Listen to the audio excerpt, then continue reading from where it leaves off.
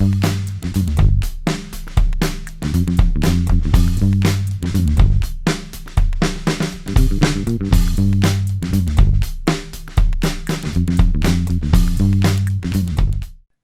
and welcome to Unplanned, the show about cities and how they work. I'm Sam, your host, and before I do anything else, let me remind you to hit the subscribe button for plenty more interesting conversations to come. But today on Unplanned, I want to take us into a world of a very important planning process that's ongoing right now, and that is the 30-year plan that's happening at the Metropolitan Area Planning Council here in Boston, Massachusetts. And to help us understand some of the issues involved and some of the work that's been ongoing for a while as this 30-year plan gets to its final stages, we are joined today by Sarah Philbrick, who is a senior research analyst at the Metropolitan Area Planning Council, also known as MAPC, for those of us who have interacted with it. And Sarah, I want to welcome you to Unplanned. Yeah, thanks for having me. So thank you very much. Why don't you start, why don't we start by having you give us a little bit of background about this plan, which goes by the name of MetroCommon. Do I have that correctly? Yep. So we often refer to it as MetroCommon 2050, or for short, MetroCommon. And MetroCommon is what we hope to be Metro Boston's next regional plan. The last regional plan came out in 2008 and was called Metro Future. So some folks may or may not have heard of that. But this is really both a tool and a vision for the region. So the plan itself will be where we hope to get into 2050, ways that we might be able to get there through policy recommendations, and then also a series of tools and strategies that municipal planners or other government officials or other nonprofits or people with similar values can actually use to help make that change happen. So why don't you take us into your role in it? And let me state in the beginning, I have a connection to MAPC. First of all, I've participated in a lot of their processes over the years. I have a great deal of respect for them, but I'm also on the executive committee and now I'm serving as a treasurer. So that's by way of full disclosure for our viewers. But why don't you take us into the process and kind of your role in bringing this plan together? Who is the team that's working on it, and what have you all been working on? Yeah, that's a good question. We've really been working on this since about 2017, 2018. And so the first steps of the process, we're trying to figure out what is a regional plan? Why are we doing this? Why is it important? And after we figured out all those philosophical questions internally, the first step was going to this really large public outreach effort to help us understand if what people's vision or goals for 2050 matched up with what we thought they might from all of the other planning work we've been doing over the last decade, really.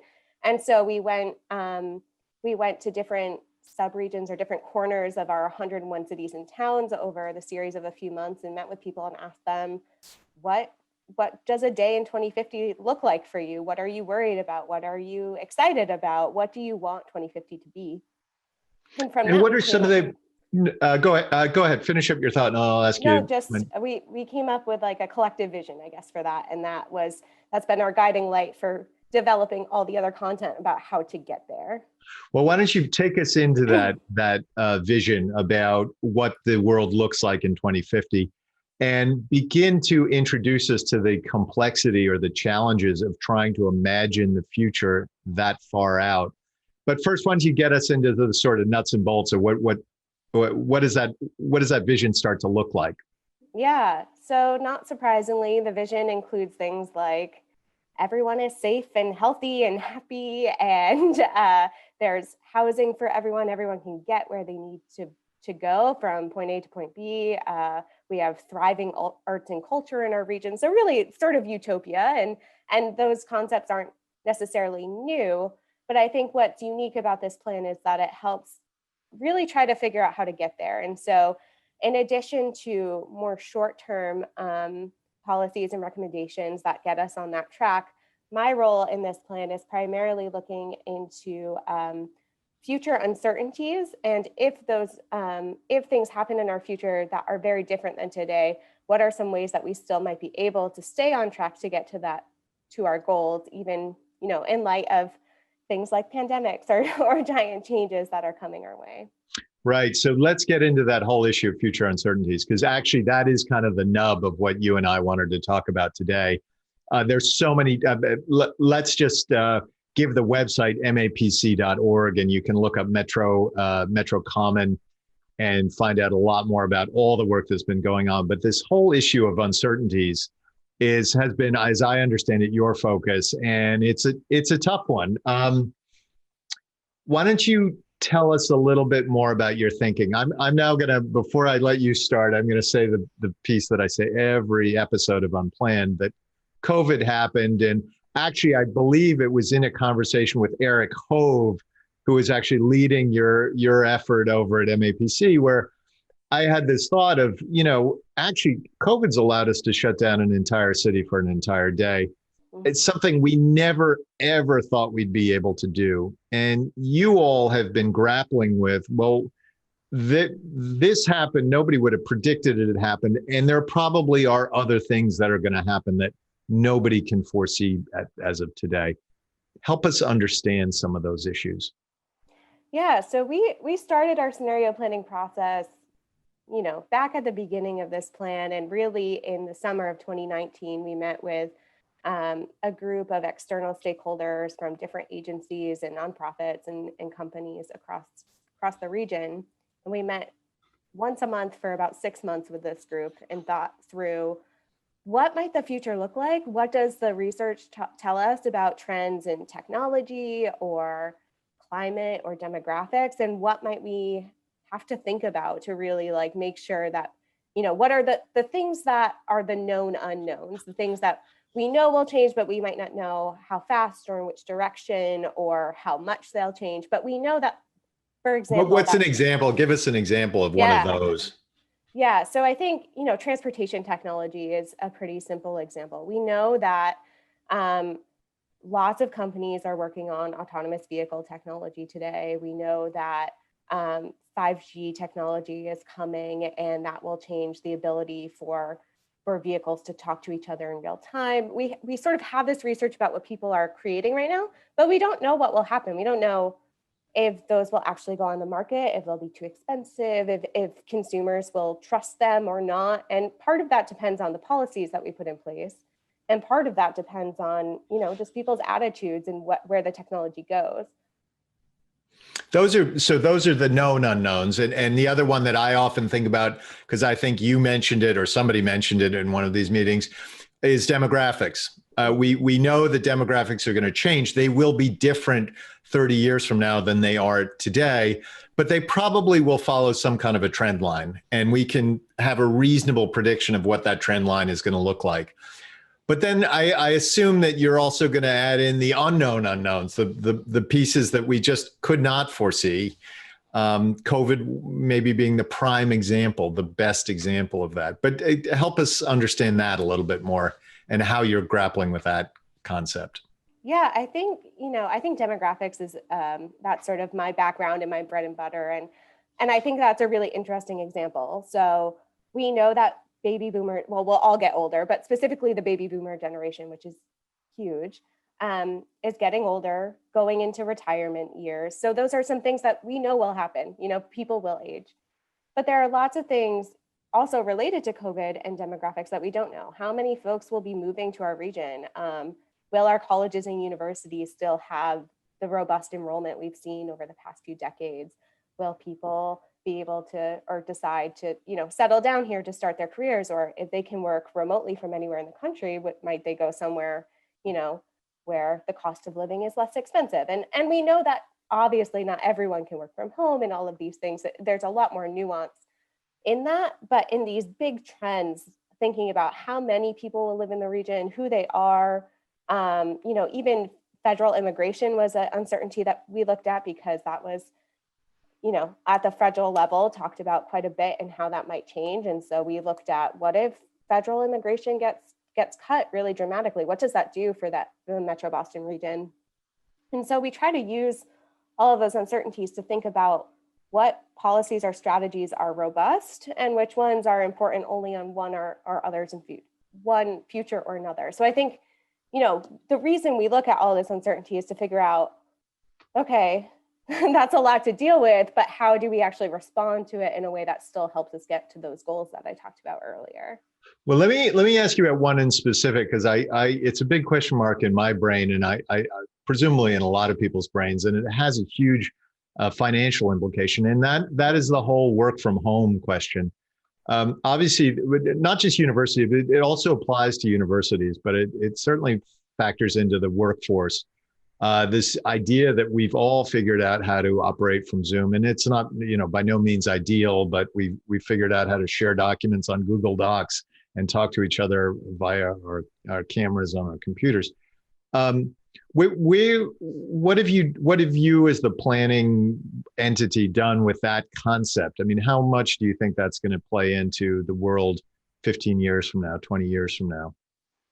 Yeah, I think we're treating it as an unknown still. It's still something we have to pay attention to, see how the trends are going, but we know that we don't know what will happen when COVID is no longer a physical threat. And I think another really important point that we've been trying to focus on is that there are major equity implications in who is able to work from home and who is not. And right now in our pandemic, we've been seeing the play out of that really dramatically. But if we think about, okay, in the future, what if 70% of people who can work from home decide to work from home?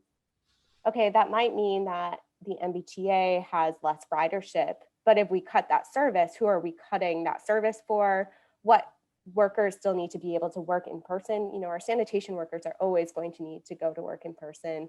Lots of people in our medical field, lots of people in biotech who work in labs, lots of people who do sort of domestic help or childcare or home health aides. And so we really need to think about, on aggregate, this change might be happening, but who are the specific people being impacted? And if we make policy change based around the aggregate question, what are the equity outcomes for the region, and who are we really hurting by changing something like MBTA service or policy or VMT taxes, or all the questions that we ask ourselves. So I think that's a really important thing that we've been thinking about lately. And in terms of what 15 years brings, it's, I work from home right now, but I would prefer to work in the office. Right. I miss, talking to people. And so that will be true for some people, not true for others. I think the big question around that is, will people say, I want to work from home 3 days a week, but I'll still commute 2 days, meaning that they'll still probably live in Metro Boston. They might be willing to live a little bit, have a longer commute. But if you say, well, you can just work from home all the time, folks might decide to move to Austin, Texas, or, Columbus, Ohio. Why would they stay in Metro Boston? And so I think those are all uncertainties we're thinking about. Yeah, it's an interesting, that point is actually really interesting as I was thinking about it, because if we really do, quote unquote, perfect remote working, where we feel as comfortable working just over our computers, even in group settings, it does actually kind of raise this almost a philosophical question of, well, what is a region then? Is there a Boston metro region if our workforce can be in Columbus, Ohio, and Austin, Texas, and San Francisco and Dubuque, and yet we're still getting the same work product out of them, but none of them live within 20 miles of the office. I want to switch gears a little bit and just focus on the planning process itself.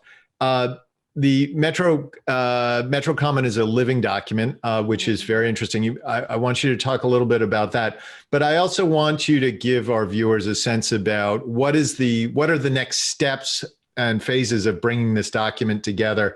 One of the comments I'll make is, when I first got involved in planning, including earlier MAPC regional plans, there was that issue of, well, you write it in a document and then the document just gets put on the shelf and nobody ever reads it after that.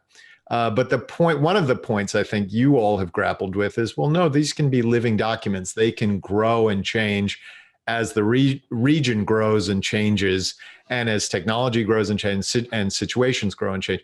Why don't you help us understand that, and also give people an idea of what are the next steps in the process for MetroCommon itself?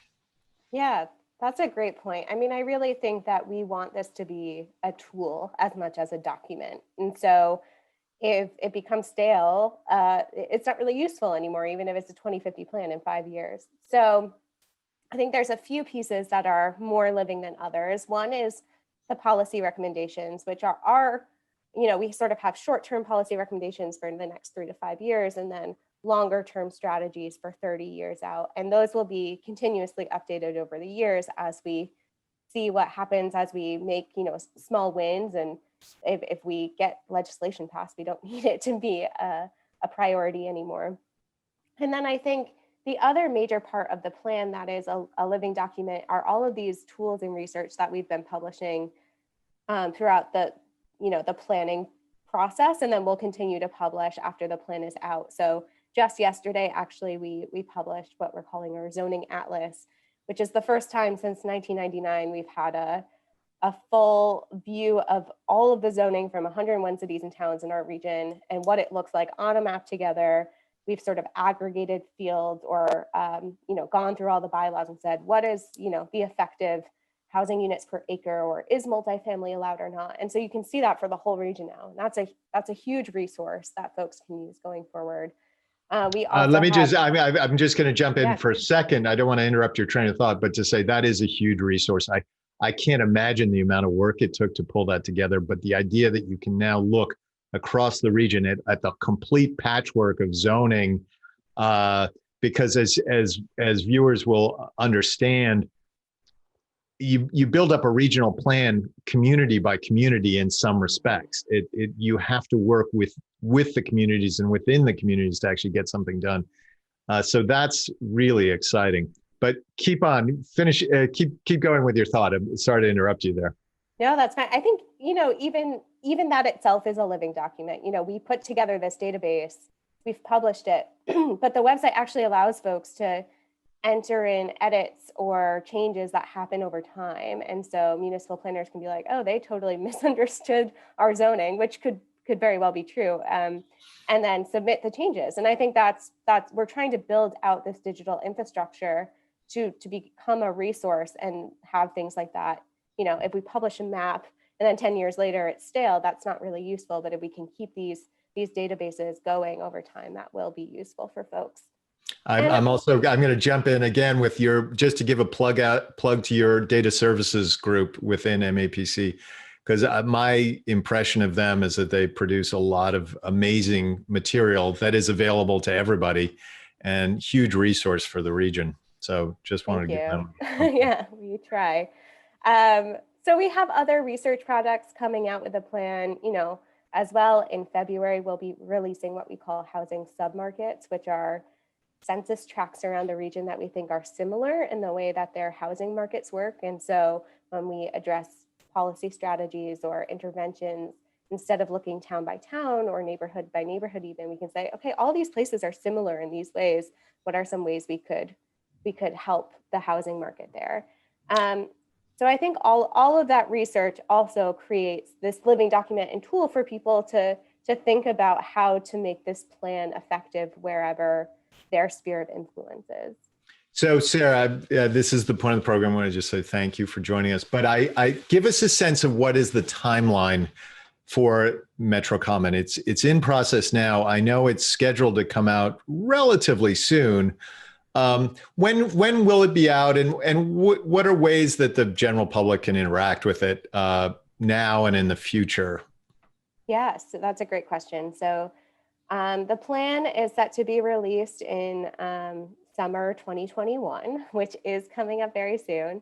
All of those products that I just talked about, the zoning atlas, the housing submarkets, those will be released, yesterday through the next few months. And so you can view all of that information at metrocommon.mapc.org.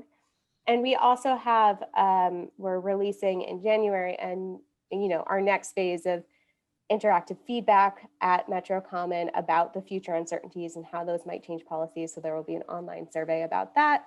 That's a great way to plug in starting in January. And always feel free to reach out to us via email. We have ways to contact us on the MetroCommon website, and we love hearing folks' feedback on any documents we have on there or any of the surveys, or we are happy to call people and talk with them on the phone. So There are lots of ways to get involved, but I think, the big release is next summer. Well, Sarah, I think at this point, I'm going to thank you for just joining us and giving us a little bit of background about this major effort that you and the whole organization have been undertaking for a while now. It's very exciting from a planner's perspective. It really is an amazing document.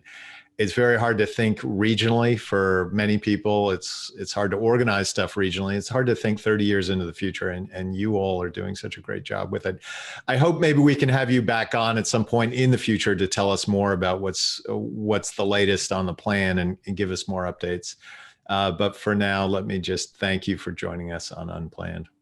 Thanks for inviting me.